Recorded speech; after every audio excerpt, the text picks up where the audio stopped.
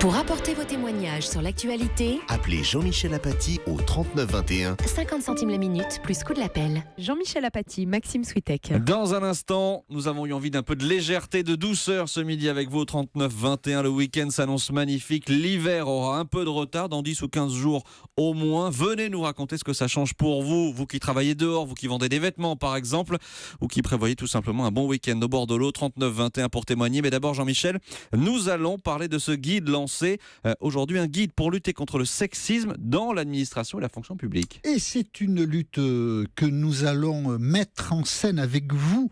Eliane Viennot, vous êtes professeure de littérature française, vous avez participé à la rédaction et à la mise au point de ce code de bonne conduite, si je puis dire, pour éviter les remarques sexistes, et vous acceptez de dialoguer avec les auditeurs d'Europe 1, notamment Claudine qui est à Dunkerque. Bonjour Claudine.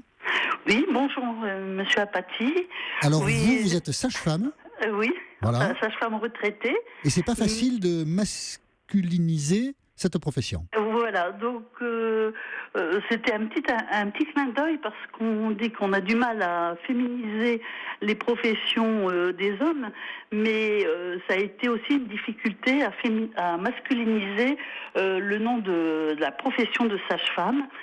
Il y a eu évoqué parturologue et d'autres noms, et finalement quand un homme est sage-femme, quand il arrive dans une salle d'accouchement, on dit je vais appeler monsieur le sage-femme. Donc je pensais que c'était un beau petit clin d'œil dans le sens inverse de la féminisation des noms de métiers, parce qu'en fait on n'a pas trouvé, ou on n'a pas voulu trouver un autre nom que celui-là. Merci Claudine pour le clin d'œil. Écoutons la réponse d'Eliane Viennot. Alors, le mot sage-femme est effectivement typique des contresens et des débats qui ne devraient pas avoir lieu si, encore une fois, l'Académie française faisait son travail, c'est-à-dire si elle avait fait comprendre très vite, lorsque la profession en 1982 s'est ouverte sur injonction de l'Europe d'ailleurs aux hommes, puisque aucune profession ne devait demeurer fermée à quelque sexe que ce soit,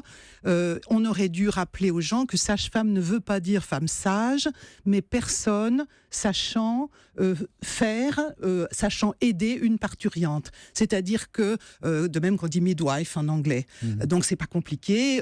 Une femme sage-femme est une sage-femme, un homme sage-femme est un sage-femme. Ça ne pose aucun problème. Claudine, convaincue ? Voilà, bon, Voilà. c'est bien.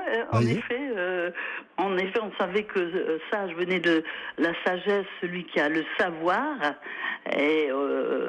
Mais je sais que dans les patientes, ça leur fait toujours un peu drôle d'entendre dire sage-femme quand elles voient arriver un homme. Mais c'est le sage-femme qui vient aider la parturiente pour prendre le mot savant. En tout cas, merci Claudine du clin d'œil depuis Dunkerque. Et j'espère que maintenant, dans le dialogue avec les personnes qui exercent ce métier, vous saurez quoi leur répondre si elles-mêmes ne le savent pas. En ligne avec nous de Gourdon, dans le Lot, en Midi-Pyrénées, Madame Marie-Odile Delcan. Bonjour Madame Delcan. Bonjour. Vous êtes maire de la commune de Gourdon. Oui. Et donc, alors, nous vous avons contacté parce que cette fonction-là, elle n'est pas facile à féminiser, dites-vous. Madame la maire, ça ne vous plaît pas ? Non, ça ne me plaît pas, Madame la maire. Je suis mère de 5 enfants. J'ai aussi l'habitude de dire à mes concitoyens, je suis votre mère à tous. Madame la ministre, Madame la députée, ça me convient mieux. Oui. Mais Madame la maire, et alors le pire, c'est la mairesse. Qui était anciennement la femme du maire. Enfin, ici, dans notre région à Gourdon, notamment, on m'appelle constamment Madame le maire. C'est pas Madame Delcan, c'est pas Marie-Odile, c'est Madame le maire. On vous appelle Madame le maire parce qu'on sait que vous souhaitez être appelée comme ça ? Mais même pas, parce que ça fait déjà deux dames maires qui se succèdent depuis 95, et c'est Madame le maire. Le maire. Donc vous, Madame Delcan, votre souci, c'est de ne pas être confondue avec la mère de famille. Donc là, Eliane Viennot, vous comprenez cette résistance culturelle ? Je comprends que c'est une résistance culturelle qui va disparaître assez rapidement. On ne confonde pas un avocat avec un avocat, n'est-ce pas? Un monsieur qui fait du droit avec un fruit. Le français est rempli de termes qui ont le même son, voire la même orthographe. Et le contexte linguistique fait que, effectivement, on vote pour la mère et pas pour la maman. Bon. Donc c'est vraiment une question d'habitude. Je voudrais juste rajouter que dans la liste des métiers qui étaient soumis à taxes, à imposition au Moyen-Âge, il y avait mairesse. Donc ce n'est pas simplement le nom de l'épouse. Ah d'accord, donc la mairesse c'était une fonction, c'était une femme qui remplissait une fonction. Qui remplissait une fonction, pas la même qu'aujourd'hui, mais qui remplissait une fonction de même que le maire était... Qu'est-ce qui aurait votre faveur, Eliane Viennot, qu'on dise la mère ou la mairesse? La mère me va parfaitement, va. Il y a beaucoup de noms Parce que en selon français. vous, la sonorité n'induit pas une le mot a été réintroduit au Canada, il ne pose aucun problème, donc peu importe, du moment qu'on respecte la langue française, c'est-à-dire qu'une femme est là et pas le, ça c'est pas du français. Madame Delcamp? Oui, écoutez, vu cet angle-là, effectivement, c'est un poids culturel, c'est un poids traditionnel, c'est ce que j'ai dit avant. Toutefois, la lutte contre le sexisme en politique ou ailleurs ne se résume pas à la féminisation des termes. On est d'accord, on est d'accord. Voilà. Ça peut aider, on va dire que ça peut aider, ça peut faire aider, prendre conscience, ça peut. Voilà. Oui, Bon. oui. Et si jamais vous décidez pour votre prochain mandat, on a le temps, c'est 2020 je pense. Hein, oui, c'est 2020. D'accepter l'idée d'être appelée Madame la maire, rappelez-nous si on est toujours là, voilà, on essaiera de voir un peu ce qui a évolué ou pas évolué. Eh ouais, j'y manquerai pas. En tout cas, merci d'avoir participé à ce dialogue, Madame Delcamp. René est à Saint-Chéron dans l'Essonne. Oui. Bonjour René, vous êtes retraité agrégé d'anglais. Oui. Vous n'aimez pas l'idée de la féminisation des mots, si je comprends bien. Hein? Non, je pense qu'il s'agit là d'un féminisme mal compris, mal placé, ou peut-être de bazar. En tous les cas, une vision idéologique. Parce que, sans convoquer un linguiste comme Ferdinand de Saussure, qui disait que le lien entre le signifiant et le signifié, entre le mot et l'idée, c'est un lien qui est purement arbitraire. Quand je dis la table, c'est féminin, quand je dis le bureau, c'est masculin, mais ma table peut être mon bureau. Donc on ne va pas mesurer l'égalité entre hommes et femmes à travers le langage. Je convoque aussi, si je puis dire, Convoquez. Jean Genet, qui avait joué sur la confusion qui peut exister entre genre grammatical et genre sexué. Il avait écrit cette phrase remarquable: les amours de la sentinelle et du mannequin. Les amours, c'est féminin, alors qu'au singulier, le mot est masculin. La sentinelle, ici, c'est féminin, alors que le plus souvent, le mot est c'est une fonction occupée par un homme. Le mannequin, c'est un terme masculin qui désigne une fonction très souvent occupée par une femme. Vouloir jouer sur le sexe et considérer que, en quelque sorte, les femmes seraient brimées, c'est oublier que la langue française a un genre grammatical qui n'est pas visible, contrairement à ce qui existe dans certaines langues. C'est-à-dire que le neutre, en français, comme le rappelle l'Académie française, est simplement caché. Quand je dis l'homme a marché sur la Lune, c'est l'espèce. Je ne m'occupe pas de savoir si c'est un homme ou une femme. Il se trouvait que c'était des hommes, hein, René. Mais enfin bon, ça c'est... Peut-être. Mais monsieur... René, on a bien compris votre raisonnement. Et si vous l'acceptez, mais restez avec nous parce que vous reprendrez la parole après. Eliane Viennot peut-être va vous répondre 2-3 choses. Oui, la première chose, c'est que effectivement, le genre est arbitraire lorsqu'il s'applique à des objets, à des idées, à des qualités, mais pas lorsqu'il s'applique à des humains. Tous les linguistes savent ça depuis très longtemps. Donc la table et le tableau, bien entendu, mais le patient, la patiente, voilà, c'est le cas général, c'est la loi dans toutes les langues romaines, parce que c'était la loi en latin. Alors, ensuite, autre problème, des mots qui ont été introduits de langue étrangère, mannequin, lapin vient du néerlandais, sentinelle vient de sentinella, c'est un mot italien. C'est-à-dire qu'en général, ces mots, lorsqu'ils sont appliqués à des personnes, ont été introduits sous forme de métaphore d'une certaine manière. Sentinelle, ça veut dire petit mont, excroissance, enfin, si vous voulez. Et donc celui qui surveille est associé à cette excroissance. Voilà, donc c'est par métaphore que ces mots sont introduits et sont appliqués à des humains. Et tant qu'on sent qu'il s'agit d'une métaphore, d'abord on garde le nom d'origine, tout simplement. Mais par exemple, sentinelle, il est indiqué dans le dictionnaire de l'Académie, pour ne pas le citer, de la fin du XVIIIe siècle, qu'on peut l'employer au féminin. On peut dire un sentinelle, une sentinelle. À partir du moment où on ne sent plus qu'il s'agit d'une métaphore ou d'un mot introduit, s'il s'applique à un homme, on devrait peut-être le mettre au masculin. S'il s'applique à une femme, on peut le mettre au féminin. C'est ce qui arrive avec mannequin. On dit aujourd'hui une mannequin, un mannequin, et ça ne pose aucun problème. Il n'y a pas besoin que les mots se terminent par un E pour être au féminin. Sinon, nos mains ne seraient plus nos mains. C'est bien comme conclusion de ce passage. René, convaincu ou pas tout à fait convaincu encore? Je ne suis pas du tout convaincu. Je pense qu'il y a J'aurais été étonné que vous le soyez, mais enfin. Derrière, c'est la gauche qui a une vision idéologique du langage. Le langage. Ah, vous pensez que c'est une Non, réforme c'est la de langue gauche, française qui fonctionne comme ça. Ah, c'est intéressant ça, René. Vous pensez que ça, c'est un truc de gauche? Oui, parce que la première loi.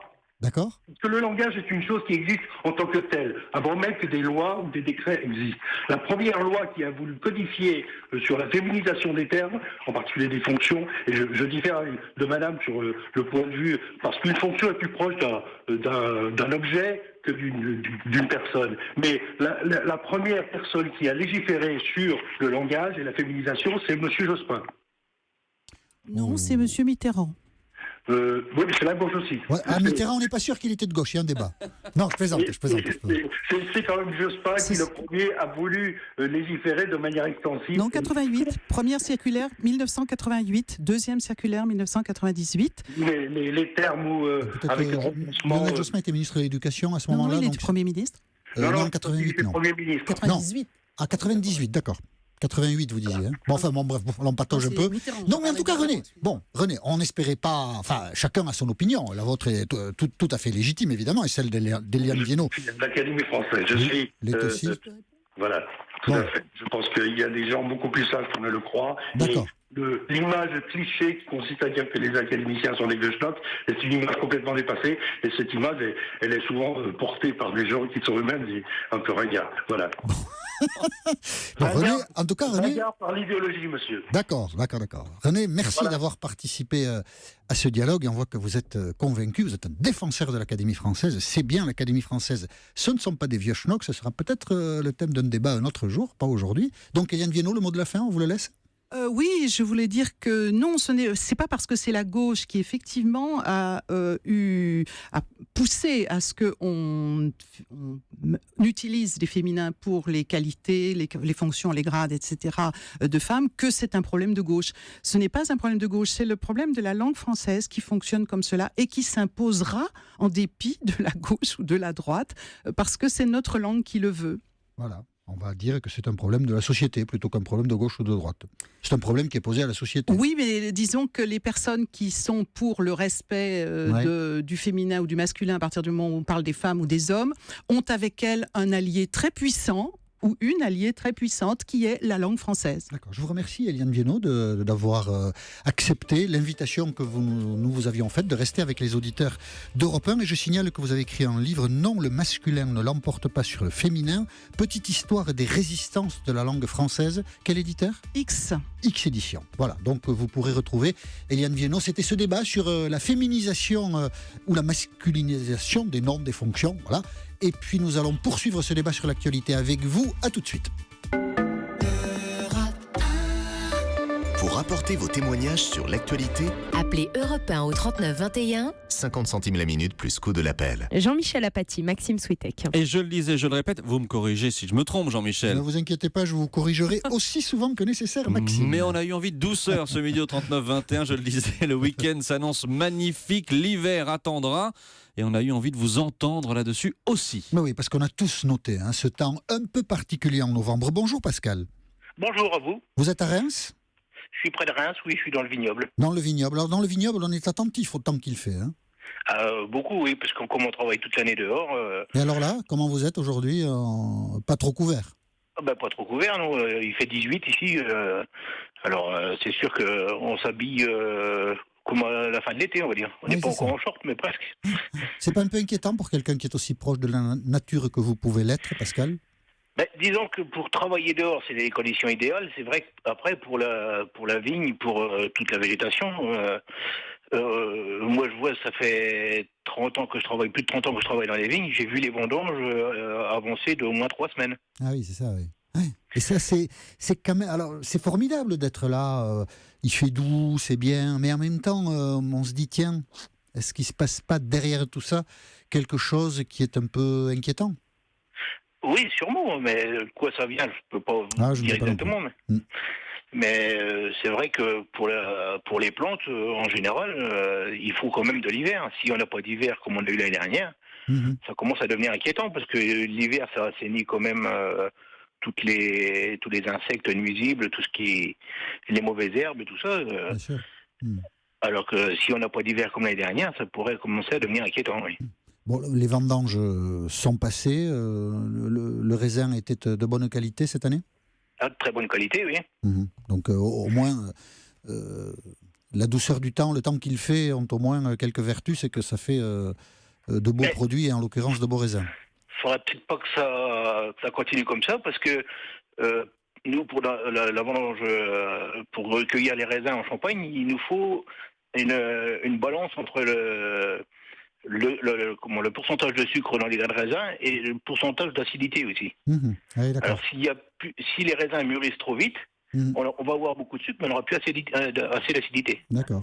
Bon, écoutez, tout ça, ce sont des équilibres subtils. En tout cas, profitez bien de la journée, Pascal, il fait doux. Vous êtes dehors, dans les vignes, il y a des gens qui sont sans doute dans des endroits où ils sont moins heureux que vous. Merci, Pascal, d'avoir accepté d'apporter votre témoignage sur l'antenne d'Europe 1. Puis nous avons souhaité évoquer ce thème du temps, du tourisme, avec Nathalie Berling, qui est chargée de promotion à l'Office de tourisme de Mulhouse. Bonjour Nathalie. Bonjour. Donc il fait beau dans votre région? Il fait très beau. Et le tourisme, du coup, se porte bien? Il y a une petite arrière-saison bienvenue pour les commerçants? Pour les touristes, c'est la bonne surprise. Visiter l'Alsace avec les couleurs de l'automne et en plus ces températures-là, les terrasses, etc. Les touristes sont ravis. Il y a du monde? Il y a du monde, oui. D'accord. Et donc là, le week-end, par exemple, à Mulhouse, dans toute l'Alsace, les hôtels font un peu le plein? Le week-end s'annonce beau et puis on va avoir certainement des réservations de dernière minute de gens qui viennent des régions limitrophes et puis ceux qui avaient prévu leur voyage depuis longtemps et pour profiter justement des couleurs du vignoble et à l'automne, là ils ont vraiment une très bonne surprise, quoi. Oui, absolument. Et vous l'avez peut-être entendu dans le journal, un météorologue disait que pendant 15 jours encore il ferait ce temps. Après l'hiver s'installera, parce qu'il y a aussi besoin de l'hiver, et en Alsace, les marchés de Noël sans neige, ce ne seraient pas les marchés de Noël. C'est parfait, le timing est parfait. Voilà. Le marché de Noël démarre le 21 novembre. C'est vrai qu'un marché de Noël avec un beau froid sec, c'est vraiment l'idéal. Voilà, boire un vin chaud, c'est quand même mieux quand c'est un peu plus frais. Vous avez raison, les choses sont bien organisées. Merci d'avoir apporté votre témoignage sur l'antenne d'Europe 1, Nathalie. Et nous reprenons tous ensemble ce dialogue lundi 13h10, 39-21. Il piaffe, il trépigne, il s'agite. Mathieu Noël sera avec nous en direct dans 2 minutes, suivi de toute la bande d'Europe Midi. À tout de suite. Maxime Switek, Jean-Michel Apathy sur Europe 1.